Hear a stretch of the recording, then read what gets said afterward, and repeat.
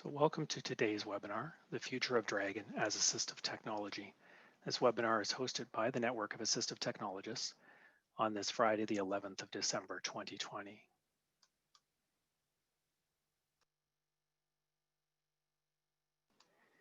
Recently, N.O.A.T, the makers of Dragon, they've been in the AT News spotlight. Announcements about upcoming changes have been circulating, some very troubling to the assistive technology community and those that we support. The Network of Assistive Technologists recently met with a number of the executives from N.O.A.T and presented the concerns of our members, being many of the same concerns from the wider AT community. This conversation confirmed N.O.A.T's continued desire to wholeheartedly support the disability and accessibility communities and provided great insight into their roadmap for the Dragon product line. Of course, we did not approach N.O.A.T in isolation. Many others expressed similar concerns through meetings, letters, emails, calls, social media, and petitions. The Network of Assistive Technologists has asked N.O.A.T here today to speak directly to the key players in the AT community, to provide this update to you in person, to answer your questions, to hear your concerns, and to ensure we put in place a way to solicit input from both AT professionals and those we support. They want our help in shaping the future of Dragon as an assistive technology. And today we are joined by three key members of the N.O.A.T team. So please allow me to briefly introduce you to Jamey Klein, Ed McGuiggan, and Mike Millward. So first up from the N.O.A.T team is Jamey Klein. Jamey is a solution-oriented senior sales and business development professional with a proven consultative sales approach. Jamey is a proven leader who is known for building and maintaining high-growth client relationships. Next up from the N.O.A.T team is Ed McGuiggan. Being the general manager for the Dragon professional and consumer business, Ed has held various leadership roles within N.O.A.T over the past 2 decades. Currently, Ed oversees the strategy for Dragon and N.O.A.T's documentation product line. Prior to joining N.O.A.T in 1997, Ed held senior management roles with other software companies. And rounding out today's team from N.O.A.T is Mike Millward. Mike joined N.O.A.T in 2006 and has served in diverse roles that include Senior Technical Support Engineer, Training and Documentation, Principal Product Manager, and currently Mike oversees the product management of Dragon Professional and Consumer Solutions. So working directly with customers, Mike helps optimize their Dragon use cases by collaborating with the various N.O.A.T teams to bring the needed solutions to market.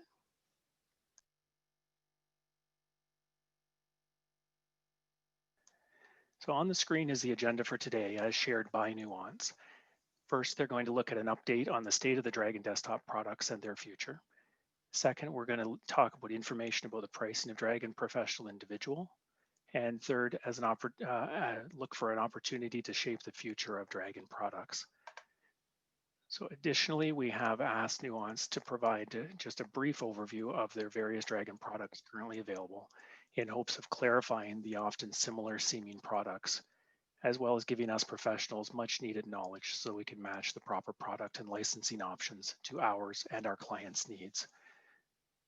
So a reminder that we'll be taking questions at the end of the presentation, and if you can add your thoughts as we go by using the text-based Zoom chat.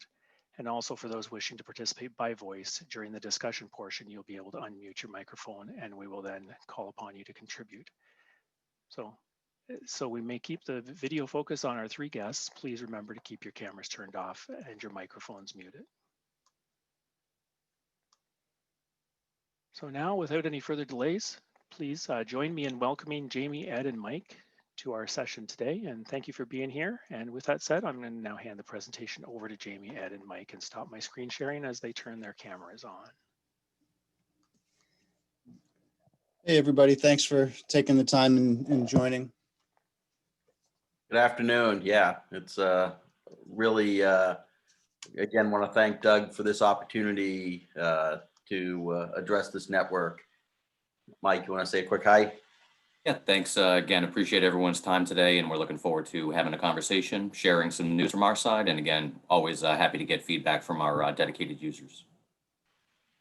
So I think I'll kick it off a little bit here. Again, I'm Ed McGuigan. I'm the general manager of the Dragon Professional and Consumer Business.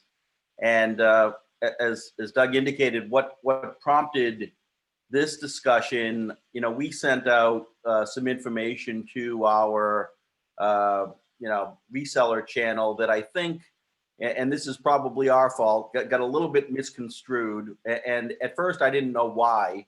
I was a little surprised because all of a sudden we received a number of emails and other types of correspondence about, concern that we might be sunsetting or end of lifing some of the products in our portfolio. And again, at first I wasn't sure where that was coming from, and I did a little bit of investigative reporting within Nuance. And the one thing we did notify our distributor and some of our resellers that we were making some pricing changes to our desktop products, and we've also been having ongoing conversations about the cloud products that we've brought to market, but we had no intention of end of lifing anything. And I subsequently discovered that our healthcare organization did send out notification that the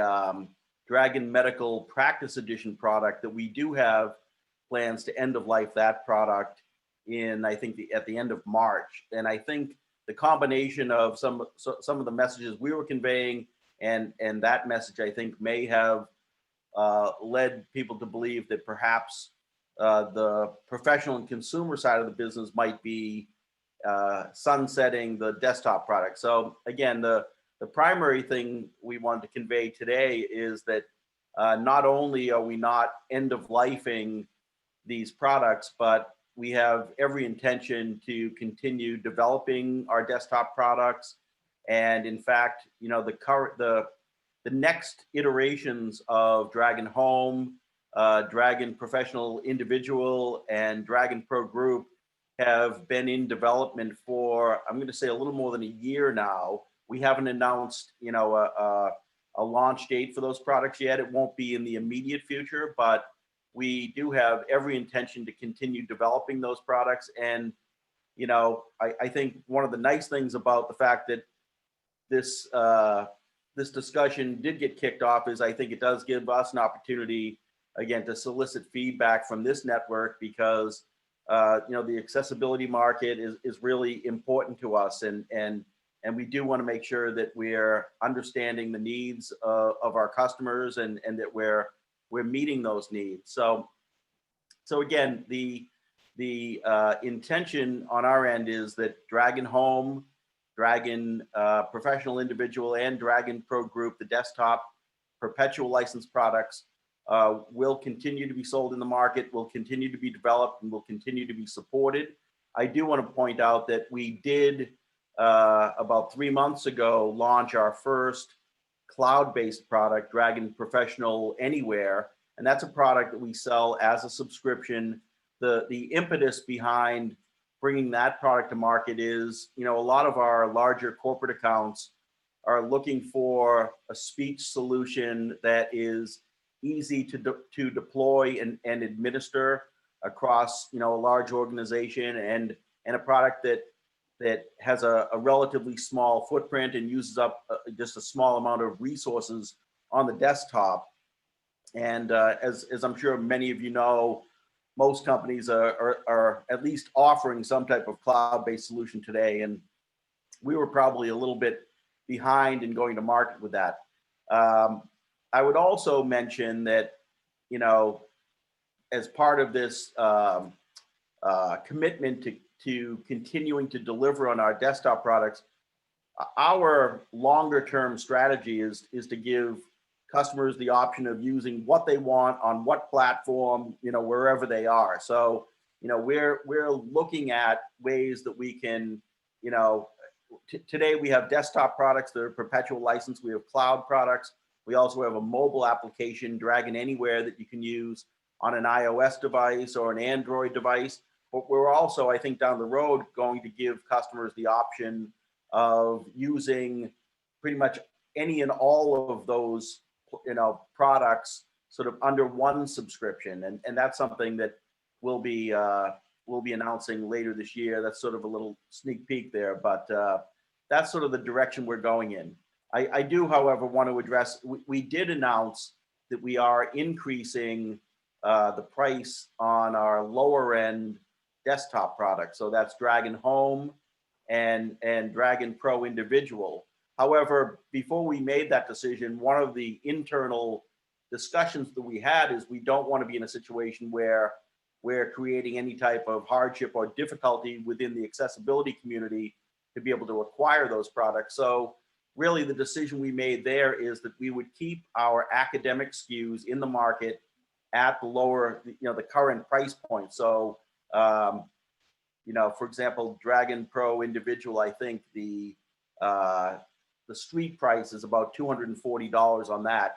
The everyday price for the non-academic SKU moving forward, we're moving up to a $500 price point, but we still will keep that academic SKU in the market, and it will be current with the regular SKU. We'll continue to release that as well, but and that's a SKU that we will sell into the into education markets, but also to accessibility. And in terms of availability, basically it's going to be sold essentially on the honor system, where anyone who needs that SKU will be able to purchase it. So again, that's sort of our roadmap direction and sort of where we're going from a pricing perspective. But Mike, I'll let you, I don't know if you have anything you'd want to add there in terms of the roadmap, but also, Mike is the product manager for these products, and Mike, I know is very interested in getting feedback from this network, because the input that we get from folks like you is really critical to our future development plans, and we certainly would love to hear on this call, and maybe this is sort of the kickoff of a discussion and an ongoing dialogue to solicit input from this network. So Mike, anything you'd like to add there? Yeah, thanks, Ed. I think you definitely summarized it well. We recognize that Dragon is a very critical tool for a certain number of users here. And again, we don't want to have any barrier to entry with a person that relies on Dragon to get the software that they need. For improvements, I would definitely be open to any suggestions that may be out there for ways to make something work better, add a new feature. One thing that is kind of a no-brainer is that we are definitely looking to optimize mouse grid more. There are some limitations when working with multiple monitors with mouse grid, so that is definitely something that we're already planning to make improvements with in the next version. And again, it's always great to hear how well the product works, but as a product manager, hearing what could be better, what doesn't necessarily work correctly or work well for everyone, it's very valuable feedback. So I'd always welcome, that kind of information. And, again, we love to be able to better accommodate the accessibility use case by continuing to improve our solutions. Yeah, I would also add, we would, if there's an opportunity, we'd love to work with Doug to, way that we can schedule some type where we can collect and get feedback from people in this community.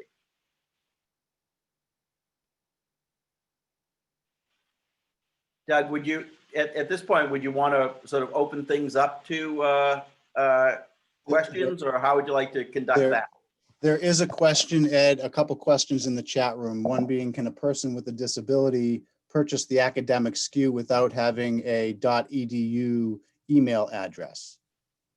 Yes, the answer is yes. We've actually eliminated that need for the academic email address. So the answer is yes. The only way we're going to really monitor this is, we have the ability through our, registration, all of our products, we collect registration information when customers purchase them, whether they're buying them through Amazon or through a reseller or warehouse, whatever. So, we're going to try to keep an eye on any unusual activity. We don't want SKUs to anybody and their mother, but and so we will kind of look to see if there's any kind of unusual activity there in terms of a reseller, who suddenly is selling nothing but the academic SKU. But at the end of the day, we're going to kind of put this on our resellers on sort of the honor system to sell it either into people with accessibility needs or to the academic community. But aside from that, there won't be any restrictions, you know, in terms of who can buy it and who can install the software. That's Awesome. great. I appreciate that. And yes, there are some other questions coming in here. So just before we dive right into the questions, were there any other formal parts of the session, Ed, Mike, or Jamie, that you wanted to go over again before we head into the questions and the open discussion? I don't think so. One thing I'm not sure. I assume that most of the folks on the call today already have a pretty strong understanding of what products Nuance has in the market. So unless there are some specific questions about that, I think I'd rather just kind of open it up to the community to ask us any questions that this group may have. Okay. What I might ask you to do is just, I'm not sure exactly which one of the three of you would be best poised to answer this, but just to quickly to highlight the those products, not so much all of the products, but the ones that we would find in an educational or disability setting or institutional setting, so that we might be able to just have an understanding of what's there, and maybe if there's some very simple high level pros and cons over why we would want to choose one versus the other, specifically any licensing advantages or restrictions. Is that something that we could kind of spend 2 or 3 minutes on? Yeah, Mike, you Maybe want to 5. take that? No, if Mike, if you want to take that, then Jamie Sure. and I can contradict you once in a while. Absolutely. So yeah, I mean, we're focused on the individual user buying a single license of Dragon. You know, there's 3 main offerings. There's Dragon Home, there's Dragon Professional Individual, and then there's also Dragon Legal Individual. So those are sold via, you know, single license. We do have, you know, the volume license products, which probably wouldn't be too applicable for this audience here, but that would be Dragon Professional Group, Dragon Legal Group. And then we also have a Dragon law enforcement solution that we've you know, been selling for the past few years. So those are all kind of what we refer to as, you know, Dragon Desktop or the embedded speech recognition solutions, where everything is installed locally. All the speech recognition is done on the machine. There's no internet connection required to use the software. And those are also perpetual licenses. So you buy that product, you own that product for life, and you can maintain, you know, ownership and usage of that in perpetuity. And now, you know, as I'd mentioned previously, we've recently launched our Dragon Professional Anywhere solution in North America a few months ago. And that's really basically the same exact solution that, you know, our medical side has launched, Dragon Medical One. So it's really a flagship product that we're moving forward with, kind of combining the best in class, you know, speech recognition solution, but also having the lightweight client. It doesn't take up many resources on the machine. So you could install that on a thin client or something that doesn't have a lot of horsepower. You don't have to worry about it slowing your machine down, or if you're running another piece of software that is memory intensive, you're not going to have your machine bogged down because all that speech is done in the cloud. In a complementary solution that we have with Dragon Professional Anywhere is Dragon Anywhere Mobile. So you can have full dictation, professional class dictation on your iOS or Android device. And one of the benefits of these cloud solutions is that you log into your Windows, your Android, your iOS devices with a single user account, and you know your customizations follow you around. So if you have custom words that you've added to the vocabulary, you've added custom commands and auto texts, when you create it on one machine, if you go and log in on a different device, then all of those customizations will follow you there. So, you know, that's one of the big benefits of the cloud-based solutions, is that it is really anywhere where your speech is available on any of the devices that you may want to use. So maybe you have a Windows desktop at home that you have, you know, the Dragon solution on. You can also then have it on your mobile device, your thin client, wherever you are. You'll have the same speech profile, the same optimizations that you've made. And obviously how the more you use Dragon, the more it learns and adapts and optimizes to your voice. So again, having that benefit of continuous incremental improvement, the more you use Dragon, when you make a correction, when it doesn't get a word right, it'll learn from that and continue to be, again, giving you the great accuracy that everyone expects from Dragon. Jamey, And so I see a question related to this. So the difference between home and professional. So they're very similar applications, but home, there are certain functionalities that are not kind of available and as robust to support all of the different applications. So, you'll get integration with like PowerPoint and Excel with the professional version, but with home, you don't have those integrations. You do have integrations with Word and Outlook as, a typical home usage application. But since Excel and PowerPoint are more business oriented for professionals, those are features that are only available in the professional version. And one other main difference would be the advanced scripting capabilities. Advanced scripting is supported in Dragon Professional Individual, but for Dragon Home, you don't have advanced scripting. You do have auto text and step-by-step, but you don't have advanced scripting capabilities there. Okay, that's great, Mike. Thank you very much for that. Jamey or Ed, did you want to add anything to what Mike has gone through for us there before we get back into the questions? I think Mike covered pretty much everything. It looks like quite a few questions came in, so maybe we could, Yeah, and just before we attack those, I just remind people to keep adding their questions into the chat, as well as if anybody does wish to speak and add their question in or their comments by voice instead of through the chat, to please unmute your microphone, and I'll keep an eye on that, and we'll bring you on as soon as we can. So the next question, just going in order here from Elizabeth, is regarding the pricing and the academic SKU products being kept at the current pricing. And she's wondering how that translates to the Canadian market, and how would Canadians have access to these products?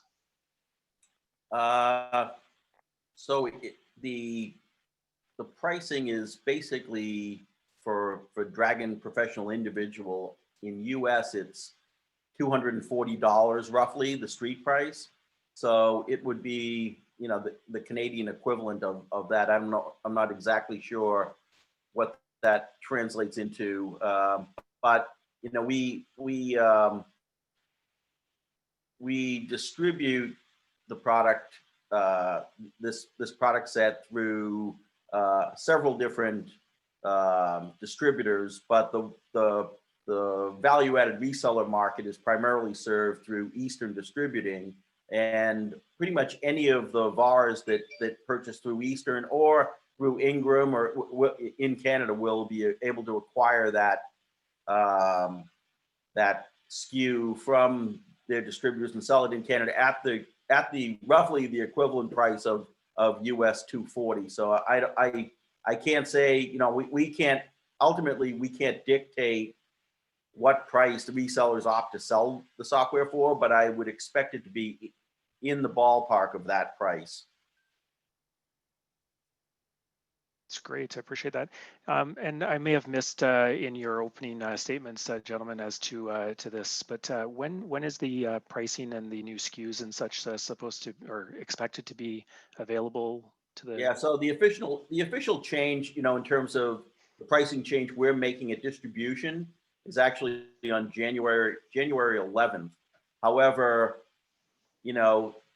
some of these partners have already purchased inventory, and there's a likelihood that products, the current product set will still be available from some resellers for a period of time after that, where if they still have inventory of the lower priced product that they have available. So, I think realistically, you'll see the price change probably in the market sometime in February, I would guess, depending on how long they have that lower priced inventory available. But again, the official change date though is January 11th. Appreciate that clarification. And just to continue on in the questions here, Jason is asking, regular product development, Apple's newer model laptops no longer allowed previous versions of Dragon. Are there plans for creating new versions of the Dragon for the Mac? I can handle this one if you want. So I figured it was inevitable to discuss the Mac topic. And again, it was very a tough decision for us to end of life the Mac solutions a few years back. I'm not to try to point fingers back at Apple, but they never made it easy for us to to support versions of the operating system. We weren't able to get early releases of those, OSs. So it was basically constantly playing catch up when Mac would release another new Mac OS update. And then we would have to go back and allocate, months worth of engineering time just to resolve issues that were caused by changes in their operating system. So, again, it wasn't an unfortunate decision. Apple was trying to kind of leverage their own speech capabilities and guide users to use that. In comparison to Microsoft, who we've had a great partnership and relationship with for a long time now. And, obviously Microsoft does have their own speech capabilities built into Windows, but they know for accessibility purposes, Dragon is the solution that people need. So again, we work very closely with Microsoft. They have, an accessibility help desk that they support Dragon users directly from Microsoft. And we have a good relationship where our engineering team works alongside, and helps out Microsoft with questions. Regarding the future support for Mac, I don't think that we're going to see a return of the Dragon Professional Individual for Mac that everyone had been, accustomed with. But, since Apple has allowed iOS applications to run on Mac OS, that is definitely something that we're looking into, as we do have an iOS application in Dragon Anywhere. We would love to be able to bring that to the Mac operating system as an iOS application. So don't have a firm commitment on a date of that support, but that is definitely something that we want to bring to market in the near future. Thank you. I appreciate that. And you're right, the inevitable question of the Mac option was going to come up today. So that's great. What took you so long? As I mentioned to Doug last time we spoke, I've been a Mac user for about 35 years now, and I'm on a MacBook as we speak. So I was also disappointed when it was taken away. And hopefully we get you to stay with us for the rest of the webinar, Ed, being on a Mac, that it doesn't drop you out now that we're talking about this. So, and it has been a standing joke, and unfortunately a sore pain point for a lot of us, though, that happened. And it's good to hear some further explanation and right from the development team and the people in a place to know what caused that, as well as, more importantly, I think it's great to hear that there's a small glimmer of hope on the horizon for some type of Dragon support back on the Mac, even if it is only through that the iOS app. Not giving us the total support that we would love to have, but we'll take it. It's a starting point. We'll leave it at that. So, next question that I see here in the chat is from Anne, and Anne is saying, how do we help individuals with a disability that are low income and cannot afford the price? I would say this: if they can't afford the the $240 price point or the $200 price point on Dragon Home, we Nuance as a company has always really tried to make sure that anyone who needs the software is. So I guess the quick answer is, I don't know, Doug, if there's a way to provide some type of communication vehicle through your organization, but if not, I'm happy to provide my contact information, and again, we will make sure that no one is unable to access the software because of a financial obstacle. Again, we're hoping that at a $200 price point for home and a $240 price point for the accessibility market, that'll meet the needs of the vast majority of users. But if there are people with a hardship, again, Nuance has very often in the past made accommodations to make sure that everyone can get access to the software. So again, I'll make my contact information available, and if anyone wants to reach out to me, we'll make sure that those people are taken care of. That's fantastic news, Ed, and I very much appreciate it. And I know that some of our members have taken advantage of the generosity of Nuance in the past. So I know that you are speaking the truth there, and that you are willing to help wherever the need is to the best that you can. So as part of the sharing out of the recording of this webinar and the resources, we'll definitely include your contact information and any of those other details as we progress today, we'll firm up some things probably that we can communicate and get the channels open there, the communication open for everyone. So again, I appreciate that. And the next question that I see here is from Ryan. And Ryan is just asking, is advanced scripting going to be supported going forward? I think that's been spoken to, and the answer is yes. But further, I'm having problems doing mouse commands in macros that I create. And any comment to either parts of that question? So I will say that we did upgrade our advanced scripting engine for Dragon Professional Group. It was in version 55, for Dragon Professional Individual in 15.6. So we did update and modernize the scripting engine. So I would, maybe suggest trying to recreate the command if possible and seeing if it functions that way. Our support team would definitely be able to assist if there are issues with executing commands. So I think, it's hard to directly answer without knowing all the details, but I would say if you're having command issues, either get in touch with our support team or get in touch with us, and we'll have the support team reach out to you and help you resolve that issue.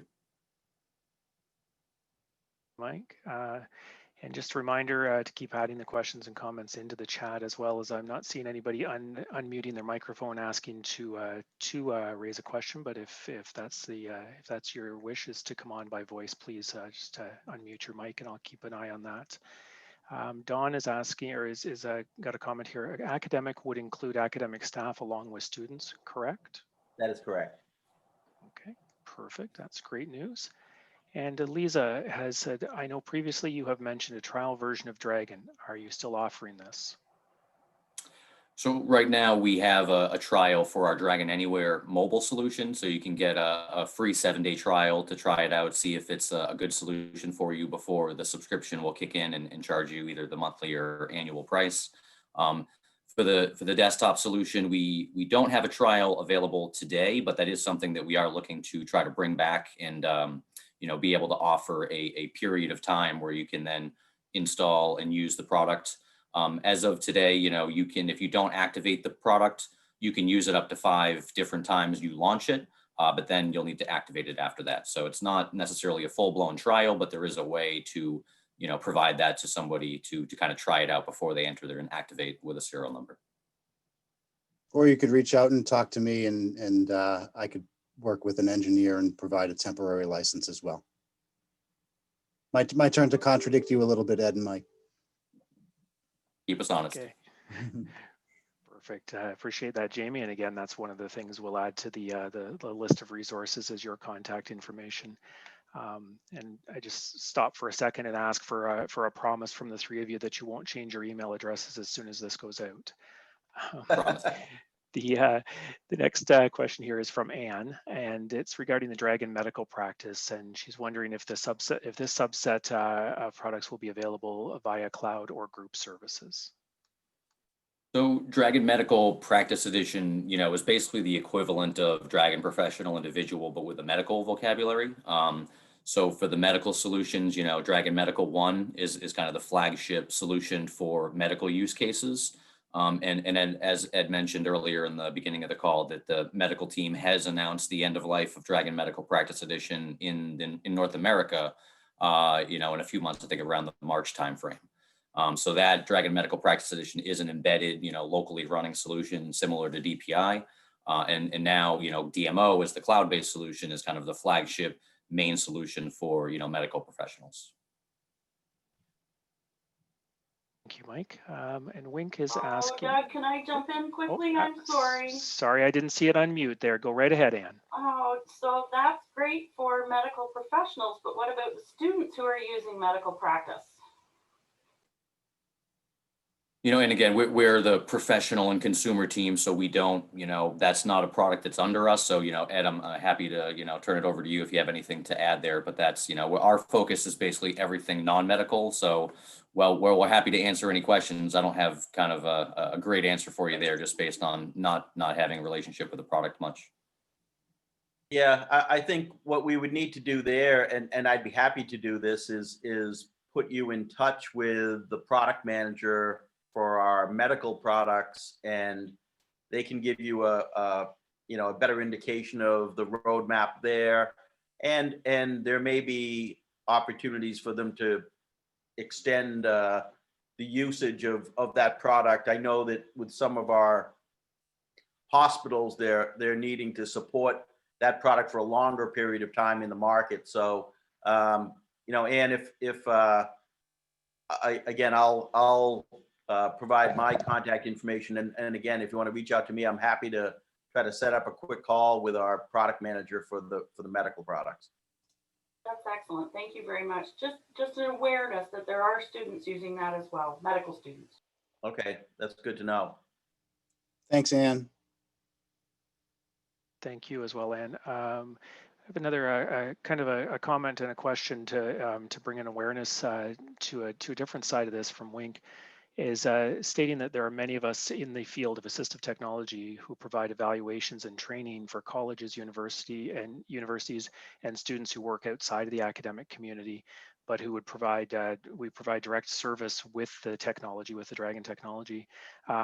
Will we also have access to purchase and keep current with the software and updates, as I guess we maybe the assistive technologists are ourselves that aren't covered by institutional licenses? Jamey, do you want to take that one? Have you?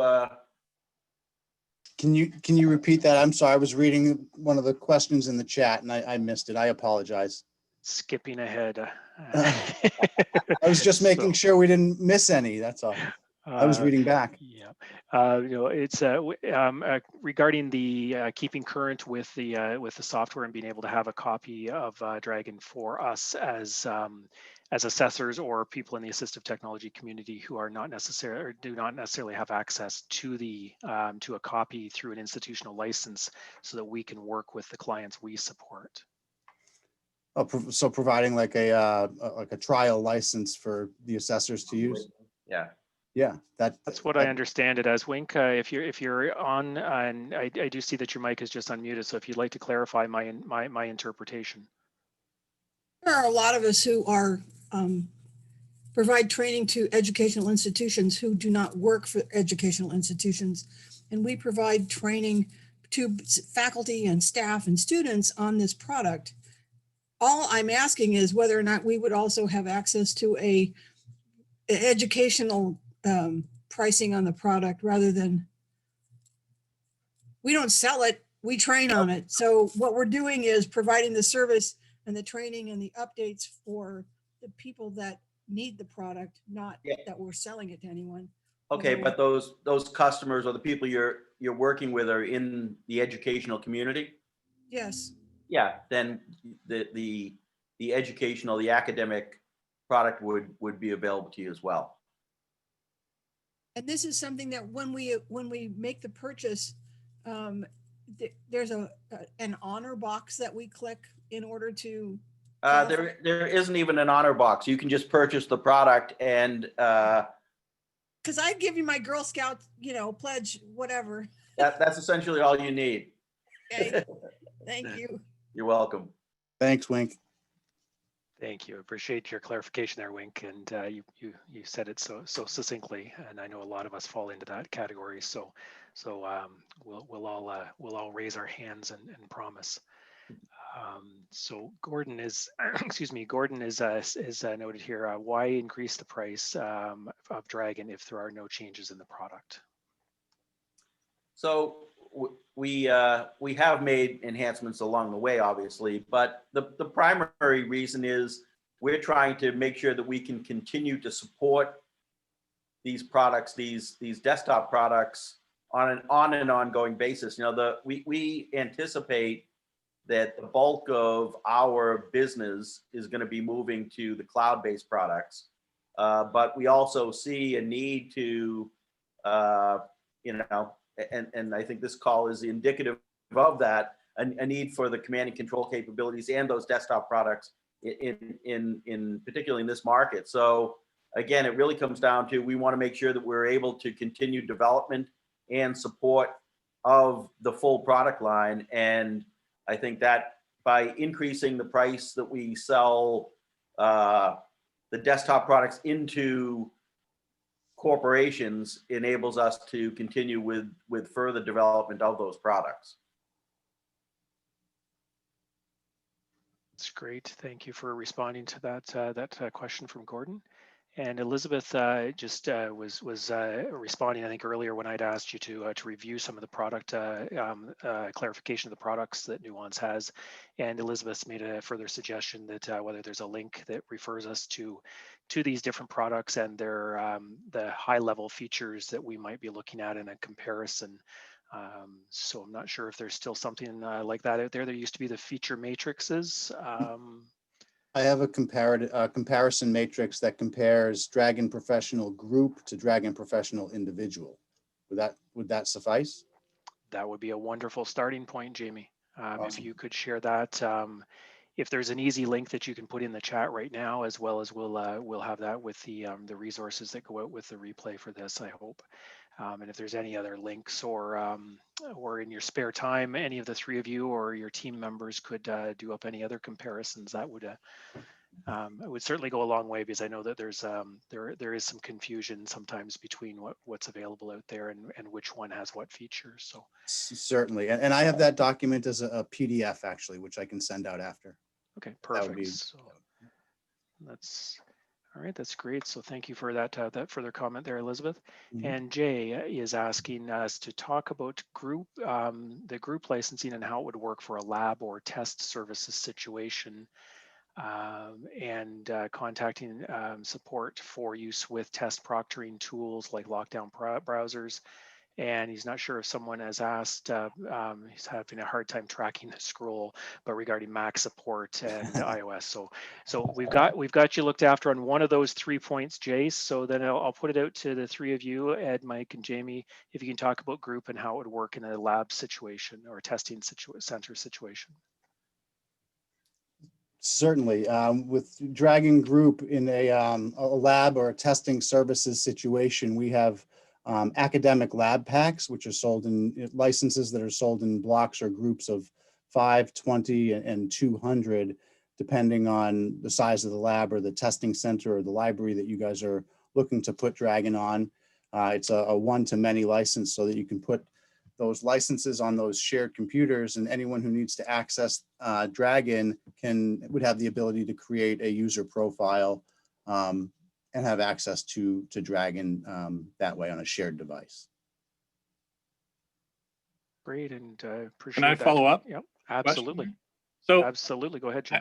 I'm glad to hear about this, and I'm just curious with the vendors why they're not sharing this type of detail with us. Like, who do I talk to find out I have the right license type for what I'm trying to do, so that way I'm not kind of breaking the spirit of the licensing, and I have the right solution. Absolutely, and I appreciate that, Jay. I'm not sure who you're working with or why they haven't communicated that to you, but I'm glad that we're having the opportunity to discuss it today. I'd love to have a follow-up conversation with you to discuss what you're using now, kind of the environment, and see if an academic lab pack license would make more sense for you. That's great, and I'll follow up with an email because I'd love to do that. Sure. Thanks for the question. Perfect. Thanks for chiming in there, Jay, and thank you, Jamey. Jay is also asking about the use of Dragon with proctoring tools and lockdown browsers. Is there any? Yeah, I guess I would like to maybe ask if you could clarify a little bit. So is it the situation where you have the browser doesn't allow you to change focus or something to make sure the student taking the test kind of doesn't access other materials or something? Yeah, that kind of thing. So things like HonorLock, ProctorU, and like, who do we contact to get whitelist information? And if we're having problems, is there a tech person we can talk to give suggestions on how to work around the problem? Yeah, I think, we would definitely want to have somebody on the technical support team, kind of dig into that further. I'm not too familiar with the kind of lockdown browser implementations, but, if there's a way to grant an exception via that lockdown tool, then it should work and be able to grant Dragon an exception and allow Dragon to function within the browser and still exclude other, resources or applications from being opened. So we can maybe follow up and provide a support contact information. Make sure we get to the right person. Perfect, and I appreciate that, and we'll certainly look at bringing that through the replay and the resources as well. So, Gordon has asked, what about advanced scripting? Can you use that on Dragon Professional Anywhere? So that is one feature that Dragon Professional Anywhere does not have. So there are a handful of features. You know, the three primary features that are not in Dragon Professional Anywhere are, you know, transcribing of an audio file, so recording an audio file of yourself dictating and then loading that file in to be, you know, turned into text at a later time. That feature is only within, you know, the Dragon Professional individual line of products. Advanced scripting falls into that category as well. And then the full command and control capabilities. You know, you do have step-by-step commands and other ways to do command and control and DPA, but the full support where you don't necessarily need to have any use of your keyboard or your mouse, that you can use mouse grid and you can completely navigate your computer hands-free. That functionality isn't, you know, completely integrated with DPA. So that would be another scenario where Dragon Professional Individual would be the product that we would recommend. So advanced scripting, transcribing an audio file, and full command and control. Those would be, you know, features that are not in Dragon Professional Anywhere, and we would recommend Dragon Professional Individual. Which is why the desktop products aren't going away. Because Exactly. there are specific use cases that require that. And I think we already answered Antoinette's question regarding the difference between home and individual professionals. So, and Lisa is asking, are there tutorials available? And if so, where are they located? Yeah, we definitely have, you know, a variety of training materials and videos on our webpage. So I think, you know, Jamey and I, we can kind of provide some links after the fact and send them out to the audience here so that they're aware of our training materials. And there's a lot of materials you can get to right from the help. So from the Dragon bar, if you click the little question mark, there's a lot of resources that you can access directly from there that'll bring you to corresponding web pages. That's great. Thank you. Another to-do for Jamey. And Gordon is asking why Dragon Professional Individual is not compatible with Windows 10 Mail Client.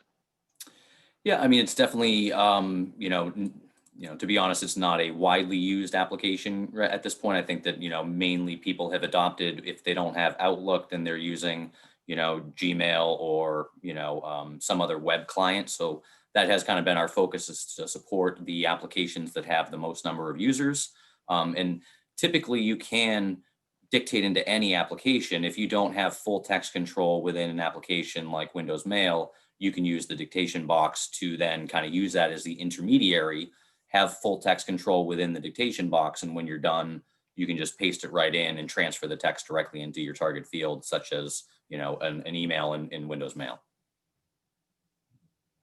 That's great. And Ryan is just asking as well about the Dragon Anywhere and the commands or advanced scripting commands. And I think you talked about that, but he's also asking whether they're going to be integrated into future versions of Dragon Anywhere. And I'm just, if you could speak specifically to that. Yeah, so the mobile application, it's really difficult to have full command and control over the device because there's so many different devices and versions of mobile operating systems where it would really be impossible to deliver full command and control capabilities for every mobile device that's out there. You know, that would really be something we'd have to partner with, you know, Samsung to bring command and control to Galaxy phones, or partner with Apple to bring command and control to iOS. So really the mobile applications are not supporting full command and control. It's really that professional grade dictation via the cloud, where you can dictate, transfer that text into any application, share it out directly via Outlook or Word or other cloud, you know, solutions, whether it's Dropbox or iCloud or anything like that. So it's really the mobile dictation on the go, dictate anywhere by leveraging the cloud, and then being able to kind of share out and synchronize your device or your documents to, you know, your desktop computer, your laptop, or other devices that you'd like. That's great. I appreciate the clarification on that. I'm noticing the time. We're coming to the hour. We have lots more questions, and I would appreciate it if the three of you could stay around and we could work through these. At the same time, I understand that some people may have to drop off and take a look at the replay that'll be coming out in order to be able to catch up on some of these. So if anybody does have to leave, thank you for joining us today, and do look for the replay link. Are the three of you okay to go with us for a little while? Yeah, absolutely. Perfect. Perfect. Thank you very much for that. Wink has made a comment here, and as she says, it's not a question, it's really a concern, but I think it becomes a concern for a lot of us, a very important one, is with regards to cloud storage of user profiles and voice data, and sometimes actual content that is created or that is contained in that in those voice profiles, becoming a potential risk of data breach and other legal protections that are required under some of our just summing it up, the privacy guidelines and non-disclosure agreements and all those kind of things we're all governed by. Yep. Yeah, and again, we are very experienced in data security and privacy. We wouldn't have hundreds of thousands of doctors dictating with our cloud solutions if there was any concern about, not restricting access. There is a very, very, very small number of people on our, development operations, our DevOps team that handles the, server and things like that, and infrastructure, and, a couple of research scientists that may have access to certain data. But again, very, very small number of people that could potentially even get access. And the only reason that they would, they need a reason to go in and actually get this data. So if there is a request to, delete that data, that's really the only time we go in and view that data, is that we go in, GDPR requires us to then handle those requests of what data do we have, editing the data and removing the data. So that's really one of the only scenarios that data is accessed at an individual level, is to delete it. But it's all anonymized, and it's a very, obscure file. It doesn't save all of your dictation by any means. We would be, we're not the NSA. We don't track your dictation. Nobody goes in and listens to recordings or anything. That's not how it works. It's the audio is used to adapt and train your profile. So those optimizations and continuous refining and enhancements are done based on saving a little subset of data, typically around corrections as well. So you make a correction and Dragon thought you said this word, but in reality you meant that word. That kind of data is then stored in your profile, to allow you to kind of get that incremental adaptation. But again, your full dictation by any means is not stored in our servers. We would not, we wouldn't even want that amount of data. It's just an obscene amount of data. But again, to have hundreds of thousands of doctors using this solution, obviously there's HIPAA requirements that we completely abide by.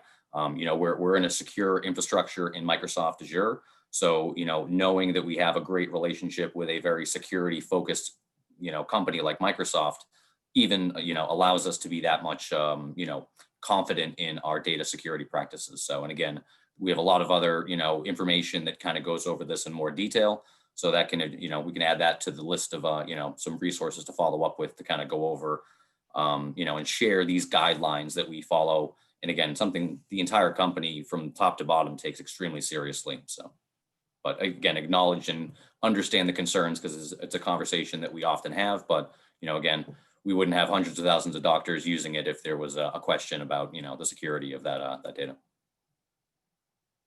Thank you for responding to that. And yes, if you could, if you have those documents and some educational material or informational material about that we could include in the resources. Sorry to add another thing to the list, Jamie. So there's a further comment here from Wink regarding price changes and the timing. With different budget years or budget year ends and processes that we're all faced with, as well as some funding opportunities for some students who may have to apply and be, and Wink, I'm hijacking your question a bit with some inserting some information that I know a lot of us are concerned about here in Canada, is with a January timeline of a price increase, even though we won't see that till February. We put in funding applications for students through government funds, and sometimes those funds don't get approved immediately, and we end up issuing a check for, or the government issues a check for purchase that is then intended on using, or has to be used for a purchase of a higher priced item that the student is then sometimes out of pocket for. So in combination with Wink's comment here about budget year ends and such for institutions, where they would potentially be delayed for another year before they could purchase anything, with what I've added in is, I guess what we're maybe wondering is whether January is a good time Although I would suspect that there's probably no good time, but there are better times. At least maybe the end of an academic year might be at least arguable, that it could be beneficial. Well, I guess my hope and my expectation is by keeping the academic pricing where it is, that won't create a problem. So I guess I need to better understand. I know, Doug, last time we spoke, you had kind of outlined this idea that there are sort of government reimbursements in Canada that I'm not familiar with. So it would be helpful, I think, for us to get a better understanding of how that works and what the timeframes are around that. But again, I'm hoping that the pricing at the academic level that people in the assistive community are eligible to buy, that would still be, even after that January 11th date, would still be underneath that threshold, you know, that you would require. I don't know. I would need to get a little more understanding of how that whole process works, to be honest. Okay, we can certainly have that discussion further outside of this meeting. I'd be happy to. Just one point to leave that question on is that if there's a possibility that, as you were mentioning earlier, sometimes the supply channels and those vendor partners might not have access immediately to some of these academic licenses. If there's a way that we could maybe, I don't know if there's any information that we can funnel back through to them and say, so that we can apply for the academic pricing that's not going to change, because I know in some of our cases, we're actually having to purchase full price copies. So that might be part of the issue as well. So yeah, and we'll certainly work very closely with our distributors and our resellers to make sure that everyone in that channel is aware of the SKU mix that's available, and that this academic SKU is available to people within education and into the accessibility community, to make sure that they're, wherever possible, making those products available to all of the customers that they serve. appreciate that. There's a Follow-up question sorry, on go that. ahead. Go ahead, Wink. Sometimes our purchasing does not run directly out of a disability resources office. Sometimes it runs through IT, and they are the ones who negotiate sometimes software and hardware purchases, just because they have contacts with vendors. And my concern here is whether or not the information is getting to all of the people in that chain of command. Yeah. Maybe there's some way that you guys could provide us with some like handout information that we could share then with IT or whoever else happens to be in Sure. our individual colleges circle of how the budget approval happens and the software purchases happen, that we could share with them so that they're following up with, we're entitled to an educational pricing on this. And so that we could just make it clear that it's coming, that the information is available and we're just not making it up on our own. Yeah. I think that's a good point. So we'll certainly make that type of some type of data sheet available to our distributors and resellers, but we can also pull together something that we could post, you know, to this network that you can distribute to, you know, your procurement people or whoever's necessary within your organization, that sort of outlines, you know, what products are available in the portfolio and which ones are available at the academic discounts. That's a good idea. Thank you. Okay. All right. And there's next two points here in the chat are quite conveniently linked. Lisa is asking whether old versions of Dragon for Mac will work on the newer OS for Mac. And Ryan is wondering if we can legally run Dragon on a virtual machine with a Mac. Yeah, and that's actually, you know, we don't officially support the Mac product anymore, but, you know, that would be what we would recommend is if you want to run Dragon on the Mac is to have a virtual Windows operating system, whether it's Boot Camp or Parallels or some other way to run Windows on Mac hardware. That should work fine. And that's, you know, what we would suggest doing is if you are, you know, a Mac user that wants and needs that full command and control the Dragon Professional, you know, can deliver, then having that run in a virtualized Windows environment is what we would recommend. We don't do, additional testing when the new Mac OS has come out, since that product is end of life, that we don't go back and test and see if everything, works as expected. I would expect you to be able to install it. There may be certain functionalities that don't work like they used to on the, version of Mac OS that we supported and did thorough testing to release. But there's nothing that should prevent you from trying to install it and load it. Again, you have a perpetual license to the solution. You can continue to use that indefinitely. But there may be a Mac OS version where that upgrade that Apple released reduced or limited certain functionality. So, again, I know it's not a great answer, but, staying on that last supported Mac OS is one option, or probably would be recommending to, have Windows in a virtualized environment on your Mac hardware to run Dragon. Thank you for answering that and clarifying how to proceed there, and some of those limitations that unfortunately, eventually, it's just not going to work 100%. This is Ray. Can I add something? Yes, absolutely, Ray. Go ahead. My tech people have had a lot of trouble more recently trying to get Windows installed under Boot Camp with the newer OS versions. And so we've often just given up spending hours trying to make it work in a random fashion. Just a heads up to people who want to try it. And with other emulators, be prepared to have issues with the microphones, settings, and having to keep going back and resetting them and so forth. So the person trying this will need some technical competence or good support or patience to make those work, unfortunately.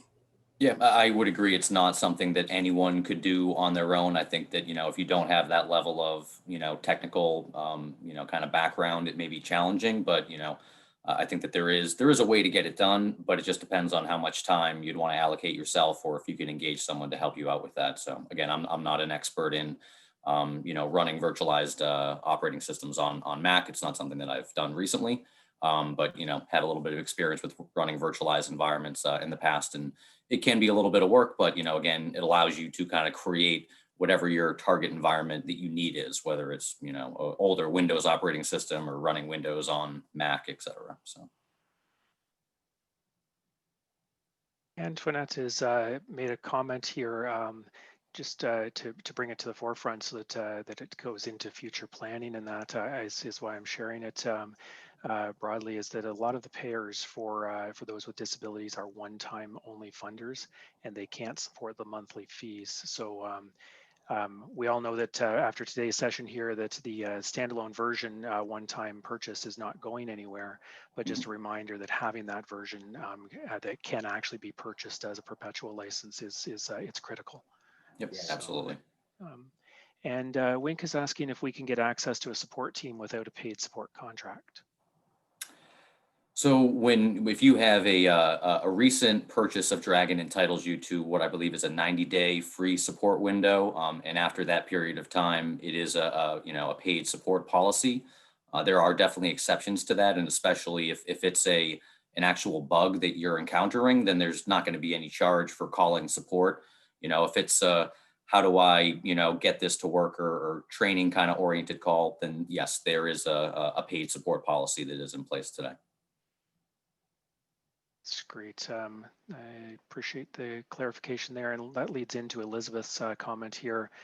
For a client who has purchased a desktop Dragon Naturally Speaking Professional, wondering about Nuance tech support available at no fee. You just answered that, but Elizabeth is further noting here that at least in Ontario, Canada, where Elizabeth is, that we've not been able to access this support except in a fee-for-service format, and she's wondering if that has changed. There's really been no change in support policies for at least 14 years that I've been on the Nuance team. So, it's always been, out of the gate with a new purchase of a license, you're entitled to that 90-day window.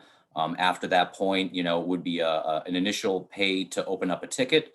But again, that fee would often be waived if there are specific circumstances, like you've encountered a bug with Dragon. We're obviously not going to charge you because that's an issue with our software that we need to fix. Again, if it's a how do I do this and kind of a training kind of question, then those are a paid support policy. We do obviously have a lot of our value-added resellers that are, when they sell licenses of Dragon, they often provide that level of support. So that is one of the benefits of going through a VAR and purchasing through a VAR, is that you can get that extra, level of support from the VAR that you purchase from, in addition to having nuanced tech support, available if needed. Okay, just to clarify, VAR is value-added reseller. Okay, and Thanks. Gordon is noting here. Oh, apologize, Gordon. I just saw your Yeah. microphone come So- unmuted. Go ahead. Sorry, I was going to ask, when does the 90 days start? Is that when you register the software, or is it when you purchase? It should start with activation. So I think activation triggers the kind of clock, because that hits our activation server that verifies your serial number is a legitimate serial number. So we'll have just a timestamp of when that serial number was activated, and when you call for support, you'll give the serial number, so we'll see the date of activation. Okay, thank you. Okay, and then Gordon, I'm going to address your question here regarding certification and training. As an example, Freedom Scientific offers training certification for JAWS and Zoom Techs, which are other assistive technology products. And Gordon's wondering if there are any plans to provide training certification for Dragon. And yeah, will there be any of that in the future that you're on your roadmap? I guess I'd like to kind of better understand what the certification training process is today, and I'm not too familiar with Freedom Scientific offhand, so definitely interested in trying to get a little bit more information on that and see if that's something that would want to be a part of. Well, Not sure, Ed, if you have any context. Sorry, they've got documentation and stuff like that on their website, and they've actually got a training, well, it's a exam that you can take, and then they list all their sort of certified trainers on their website. So it means that people who are sort of Zoom Text trainers and JAWS trainers will actually have their details on their signature files and their emails and things like that.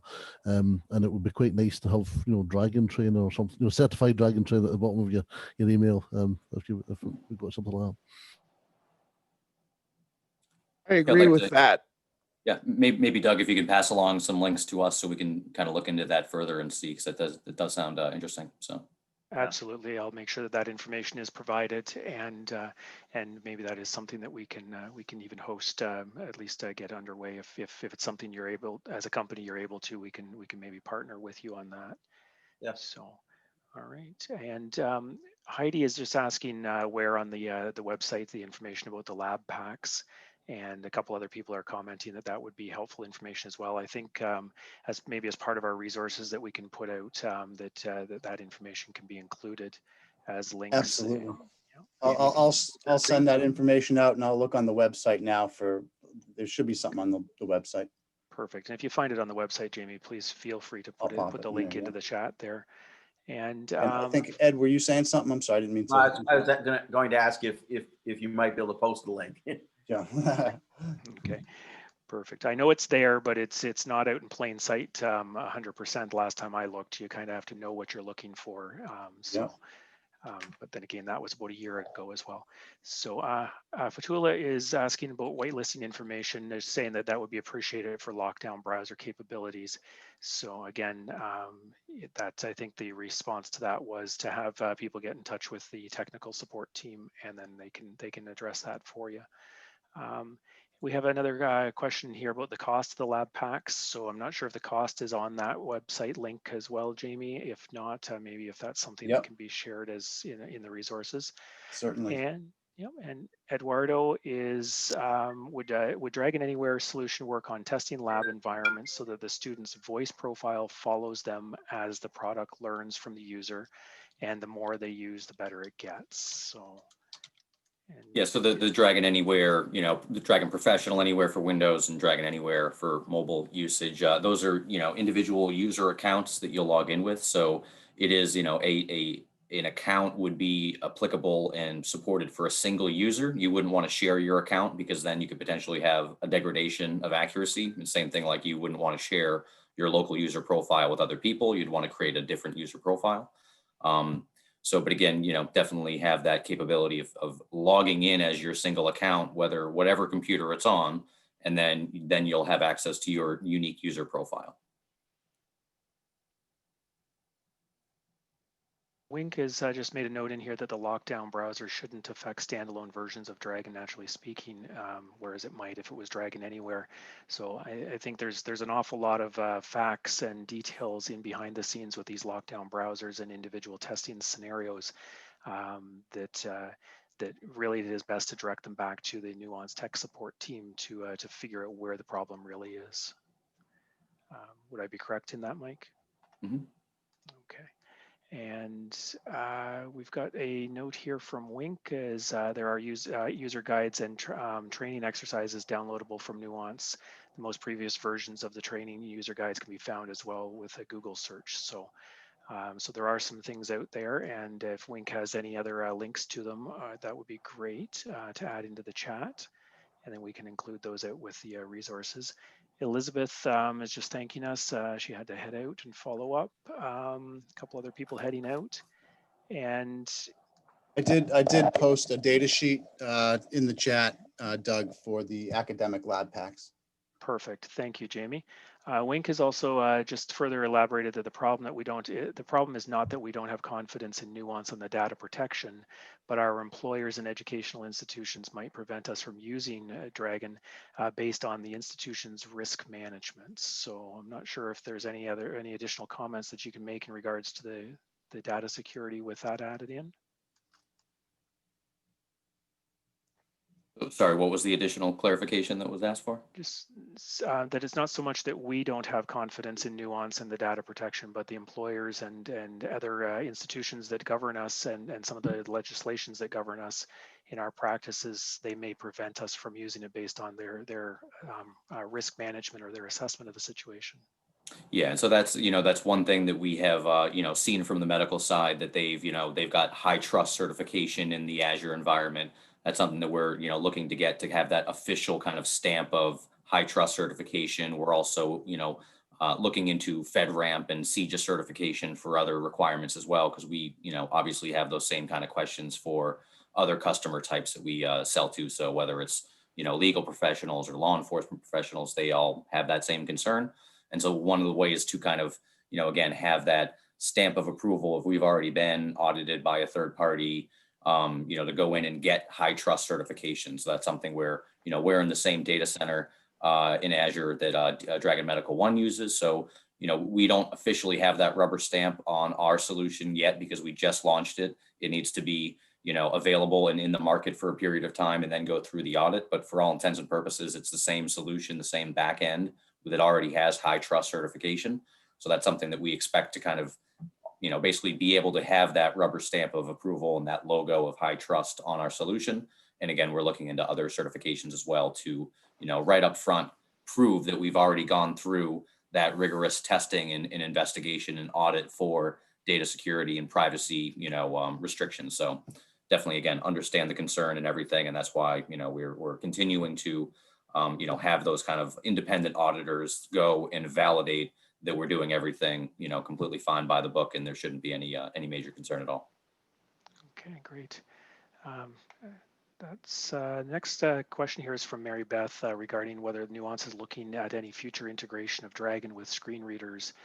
Mary Beth currently works with individuals who find it very onerous to purchase Dragon, a screen reader, and the middleware to make them all work comfortably together. So we didn't necessarily have plans of integrating screen readers directly within Dragon. I know in the past we've done, partnerships with different, like JAWS and Claro and other manufacturers that kind of bundle the solutions together. So, the screen reader would be bundled together with a copy of Dragon. So I think that we're still, at least with Claro. I'm not sure. I haven't heard JAWS come up in a while, but I know Claro should still have our bundled solution available, right? Okay, that's great. This is Ray. Go ahead, Ray. I didn't post that question, but let me clarify what that means. And that is, there have been some products that act as an interface between the screen reader or the magnifying software and the and Dragon, so that it's not only a command set, but also that they can basically, so that they can the Dragon and Screen Reader both know what's going on. And so it's more, instead of having a third party program to whether Dragon has considered making it more functional to use with somebody who has no vision. And I'm not a technic, I can't say more than that. So I could there's other people who live and breathe that more than I do. Yeah, again, I'm not aware of any particular issues, especially with the, the two main screen readers that I'm aware of Claro and JAWS. There may be other ones out there that I'm not aware of that, again, if there's an issue, a technical problem that you're seeing with Dragon and a screen reader not integrating or playing friendly with each other, I would definitely recommend, getting our support team involved, and they can provide some assistance and look into it further. Moving on here, Heidi is just asking whether this information can be posted directly from to the Nuance website. As Heidi says, that they're not part of N.O.A.T. Just so that everybody's aware, is N.O.A.T is open to any assistive technology professional or related professional, and it is free to join. So not that we want to keep this information secret, it will be part of the replay posting, which is on our public events, past events site. So it is there for you, but I think it is an excellent idea that some of this information, well, I shouldn't say some, I should say all of these resources could, if there's a place for them to live on the Nuance site, that would be great. And at the same time, encourage Heidi and anyone else that's in the similar situation is to join N.O.A.T and to join in the assistive technology community and the discussions and the support that we share with each other, and the professional development opportunities such as we are having today. So so I'll leave that one with you, Jamey, and your team. If there is a place that you can house it on your site, then that would be great. Sure. So, okay. Yep. And you'll share my contact info as well, Doug, just in case anyone has follow-ups. They can certainly reach out directly as well. Yep, exactly. That's we'll be putting that out a list as Ed and yourself and Mike have already shared as part of the replay. So that'd be great. That'll help out there for you. Thanks, as well, Doug. Heidi. Thanks, Heidi. And Naomi is asking that Naomi's in New Zealand and wondering if any of the information shared today is different for the South Pacific.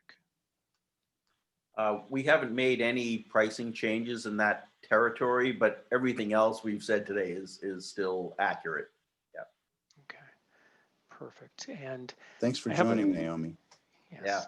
I'm not sure exactly what time it is there, but I'm certain that it's Saturday morning sometime. Yeah, we definitely appreciate you staying up, getting up, or a little of both, Naomi. And I do see Ryan has got a microphone unmuted. Was there something you wanted to add, Ryan? Well, I just wanted to say thank you for making such a fantastic product. And in addition to being an IT professional and helping out people with disabilities, I also have a disability myself, and I wouldn't have been able to go through school without Dragon. I got a medical license as well as a psychologist. And so just thank you. I wanted to share that. Well, thank you. I really appreciate your participation and everyone's participation today. And I guess the thing I wanted to kind of reiterate is we love to get feedback that we can use to go into the process of building future versions of these products. So again, any input that anyone has, we really welcome it. And again, I think, I can speak for everyone on our team, from engineering to sales to marketing across the board, is that, we all recognize that, Dragon is not just a tool for lawyers to be more efficient when they're dictating their case notes. It's something that certain people rely on an everyday basis to be able to stay connected. And, again, it makes us, feel good at the end of the day after a long day to actually be able to contribute and be beneficial in people's lives. We had somebody visit our Burlington office a few years ago, and it was like she was visiting Disneyland when she walked into our corporate office. So being able to see that firsthand in person really, just reiterated how important the technology of Dragon is for, certain users. So again, appreciate that, the comments there.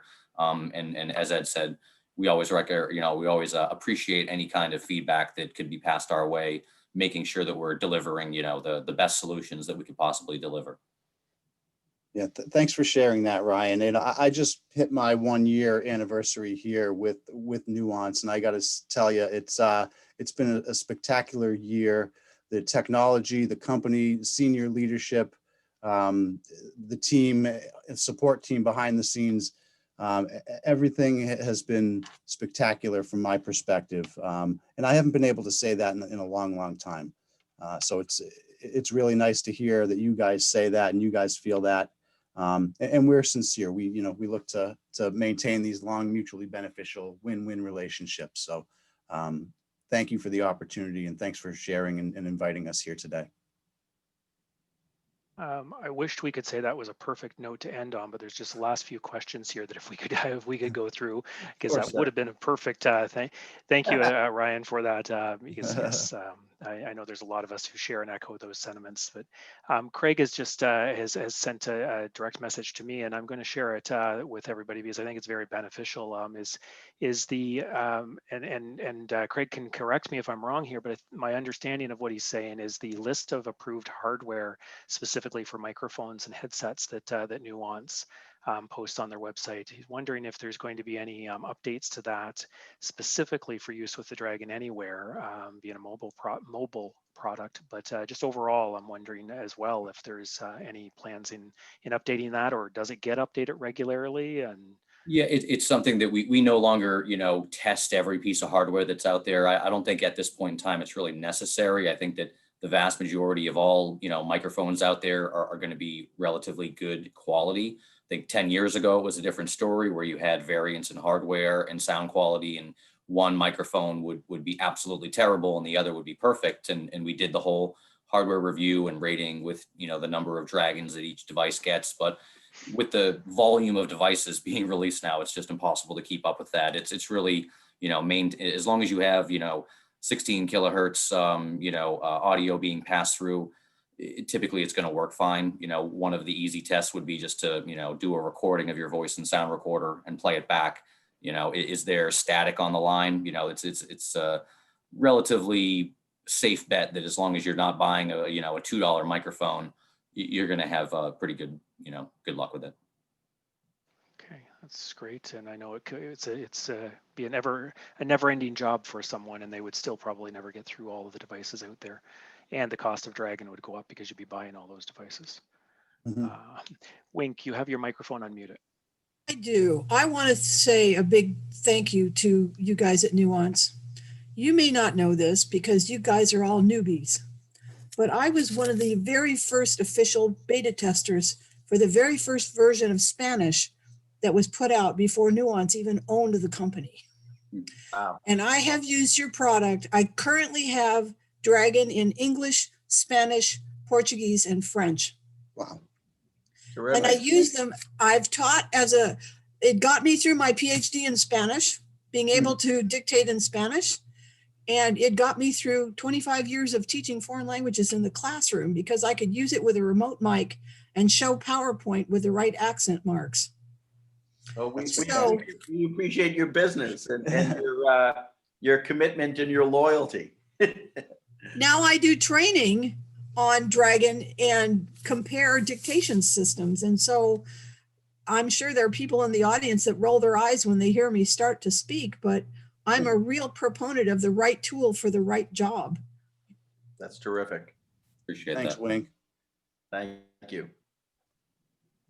Thank you, Wink. And just moving on, there's very, very few questions left. If we've missed your question, please do add it in. And again, if you're wanting to kind of sneak in under the wire here, to unmute yourself, and we'll include you.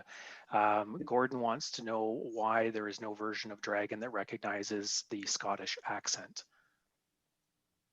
So I don't think we have a accent model dedicated to Scottish, but I think that if you use the UK English model, the more, again, it may not be absolutely perfect out of the gate, but if you use it for a few minutes, it should start to adapt to your accent. So, regardless, and that's why some of our cloud speech products are so great, is that you don't have to manually select what accent you want to start with. You can just use the baseline model And literally after just a handful of minutes of dictating, it'll start to really, be able to determine and recognize your unique speech patterns based on enunciation differences, accents, etc.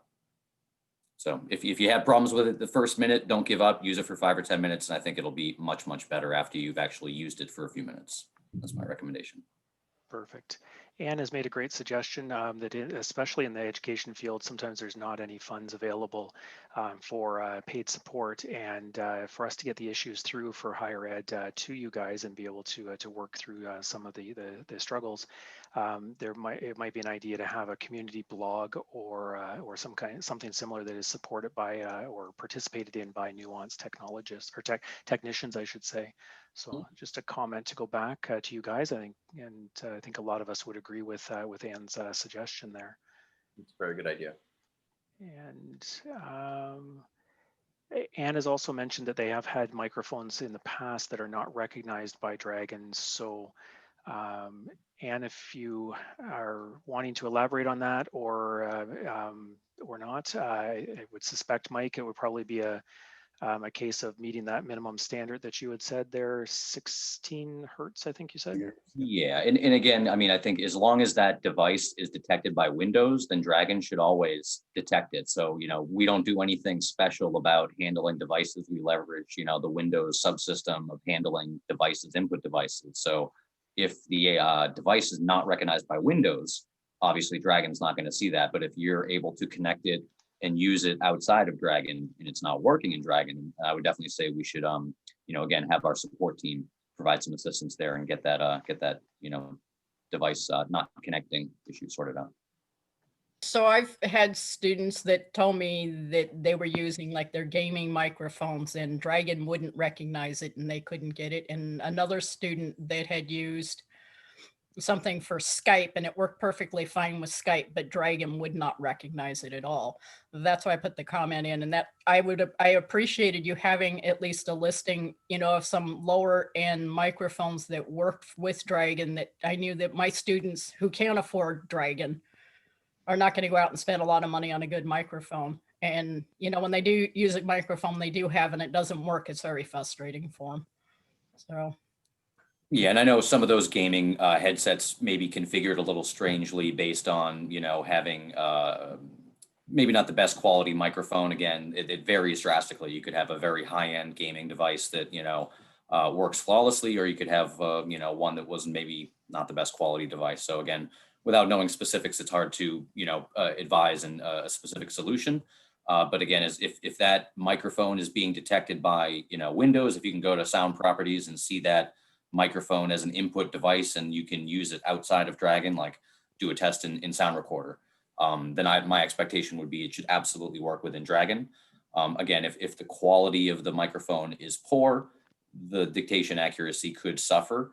And again, we do have some options on our own website that we recommend as potential, input mechanisms. So we have various devices like a USB headset and Bluetooth and everything. So again, if there are specific hardware related questions or issues, our technical support team is definitely trained and very knowledgeable in that area, that they could provide some assistance and guidance if needed.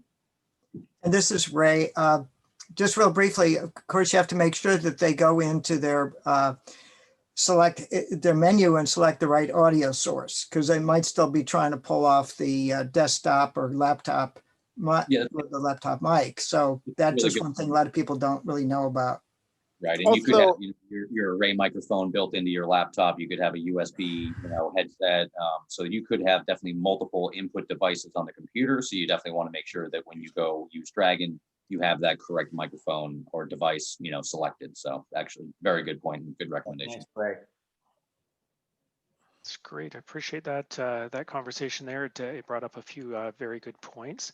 We did have a microphone unmuted from Ray, and I'm assuming that that was what it was regarding, Ray. Then we had Ryan, and a person disappeared off the list that had theirs unmuted. I want to say it was started with a J. That's what I remember. And then we also had one other person. Ryan. So we'll go in that order. I don't see any other questions in the chat coming in. So And yeah, so if we've got Ryan, if you wanted to go ahead. Well, I just wanted to share something with regard to microphones and my own experience. I've been dictating in noisy environments, particularly with the pandemic, and I have a lot of noise around me when I'm working. And so a higher quality microphone that's close to the mouth and have a cardioid pattern that's directed for single pickup is actually really critical in my experience when you're dictating in noisy environments. And I understand that, you know, with more expensive microphones, it's harder to afford that in the disability community, but it also forces or allows the recognizer to be able to just focus on the next phrase because there's less noise for it to process in the dictation environment if you have a higher quality microphone to begin with. It's a really good point. Yeah, if you have a lot of background noise, you know, like if you're in a call center and you have chatter around you all over the place, then that's a key ingredient there is to have a noise canceling microphone. So again, whether you have a lot of background noise, you know, HVAC systems running right behind you, or just noisy environment in general, definitely a good point that a good noise canceling microphone is definitely a key component in that environment. So. It's great. Appreciate that additional information there. And I'm not seeing anybody's microphone come unmuted from before from the list, but Anne has snuck in here, and I think we'll give the last word from the audience to Anne. So go ahead, Anne. Thanks, Doug. I would like to thank Doug for organizing this because it's a fantastic opportunity for all of us to talk with all of you. I would like to thank all of the Nuance folks for joining us today and providing us the opportunity to ask questions and also give you feedback. A shout out to Ryan and all that he has achieved. That's amazing, Ryan. And not surprising that Dragon has been one of your go-to tools to accomplish all of your educational success. Folks, you know, we've said this before, that there is no comparable product that achieves the barrier breakdown for students with accessible needs that Dragon does. It provides a level of service to our students that we can't find in any other product. So thank you for what you do. Please remember the Mac issue. It's there, it's relevant. We have so many students who are, they've got to have their Bank Mac laptop. As much as we don't necessarily agree with it, we have to work with it. So however you can make that happen, whether it's cloud-based or whatever, I understand the limitations with Apple. I appreciate that. I have a much better understanding of it having spoken to all of you. So thank you for providing that. It gives us a resource to give back to the students as well. So, but just to know that you're considering something in the future, not desktop, not individual, but something, gives us all hope for the holidays, folks. So thank you all very, very much for doing this. And thanks to Doug for setting this up for all of us. We really appreciate it. And we look forward to more collaborative opportunities with you in the future. Thank you. Thank you so much. Really appreciate it. Yeah. Thanks to everybody for taking the time and for joining as well. We really appreciate it. And I did post the data sheet that we spoke of a while ago, comparing Dragon Professional Individual to Dragon Professional Group and some of the differences there. And we'll get the follow-up questions answered, and Doug will share our contact information so that you have a communication vehicle and you know who to reach out to. Thank you again for taking the time and for the opportunity to meet with you guys again today. Yeah, and Doug, thanks again so much for pulling this together. Really love to make this a regular thing. We're going to talk about that in half a second. Mike, did you have any closing remarks just before I bring us to a close? Just going to echo, you know, again, appreciate everyone's time, and thanks, Doug, for you again pulling this all together. It was great to have this forum, you know, to be able to interact directly with our users. Again, value our users' feedback all the time. So I would definitely be on board to make you know, this a regular interaction. So thank you. Perfect. And thank you to the three of you as well. We'll close formally in just a moment, but part of what I was going to use in closing, Craig has actually brought up here as a comment for follow-up. is an email to the Nuance folks regarding to open up some discussion lines as to how those of us in the assistive technology profession, the various different arms of our profession, so many to we can't even mention them here all today, but just to allow us to be able to help and give back and in the future development of the Nuance products, specifically Dragon. So at this point, just that is one of the things that I'm hoping that we can continue as these kind of discussions, whether they be formal as we've got happening today, as well as maybe an ongoing where we can give product feedback and product testing, things like that. I know that we've talked about that in the past. Some of it has been put off due to COVID. Some of it has been put off due to what has brought us together today, I guess, is the way to sum that up. Hopefully we can get that back on track and we can offer that out to the assistive technology community. And I'm glad that Craig put that in there because it's something that I wanted to bring up as well to bring us to a close. So the three of you, thank you so very much for being here with us today. Jamey, Ed, Mike, you've given a lot of your time and your expertise to us today. We very much appreciate it. It's been echoed by a number of people here today in regards to the fact that we feel heard by you as a company, and that's not something that happens with every single company that we deal with, and it's a pleasure to have that with you. So having this dialogue and continuing it, it's going to lead to good things, hopefully for both sides, and more importantly for those that we support, because our toolboxes, we need lots of tools in them, but we also need the tools that work and that we know inside and out, and that's what we've been able to get a lot of other additional information to put into the toolboxes from being here today. So again, thank you, gentlemen. Is there any final words from the three of you that you'd like just before we actually do close off today? I would just say we look forward to the next time we meet, and in the meantime, again, we're always available if anyone has any challenges or issues that they want to bring to our attention. Again, we'll make our contact information readily available. But again, thanks again, Doug, for making this possible. Great. I appreciate it. And for those of you who are not members of the network of assistive technologists, please do go to N.O.A.T.ca, N-O.A.T.ca, and check out the join tab there. It's a very short web form to fill out, and we'd be happy to get you into our community. And again, there is no charge, no membership fees for joining N.O.A.T. So again, everybody, your support of the assistive technology profession and the network of assistive technologists, it's greatly appreciated. So everybody, especially the folks from Nuance, please do keep in touch. We look forward to continuing the relationship. I definitely have to say I can't wait to see what's next. And lastly, for everyone here today, thank you for joining us. And remember, as we always say, you can't spell education without AT. So until next time, take care and stay safe. Thank you, everybody. Thanks a lot. Bye-bye.